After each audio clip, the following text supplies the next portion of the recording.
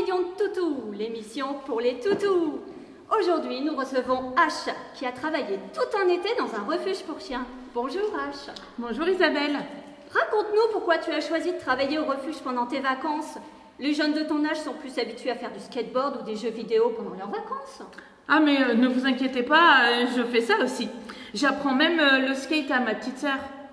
Pour en revenir à votre question, ma mère travaillait beaucoup et j'ai fait quelques bêtises.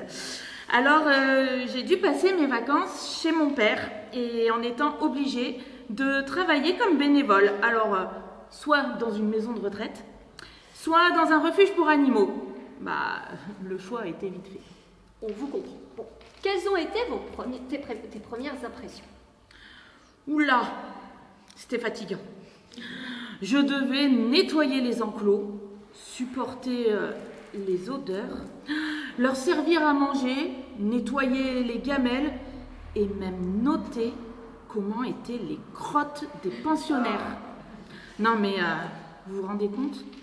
Je devais dire si elles étaient sèches et dures, ou humides et molles, ou encore moulées et dispersées. Et tu es quand même restée. Ben oui, on s'y habitue vite. Et j'ai rapidement pu faire des promenades avec les pensionnaires, ce qui était quand même beaucoup plus sympa. Aurais-tu une anecdote à nous raconter? Une fois, je suis allée promener un chien et j'ai enlevé sa laisse, alors que j'avais pas le droit de le faire. Et il s'est sauvé en ville. J'étais mal, mais j'étais mal. Heureusement, on a fini par le retrouver. Est-ce que tu t'es attachée à un chien en particulier?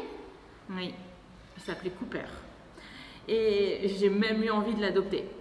Mais ça, c'est le problème quand on passe du temps avec eux. C'est qu'on voudrait tous les adopter. Alors que notre but, c'est de leur trouver une famille. Une famille qui saura les aimer et puis prendre soin d'eux.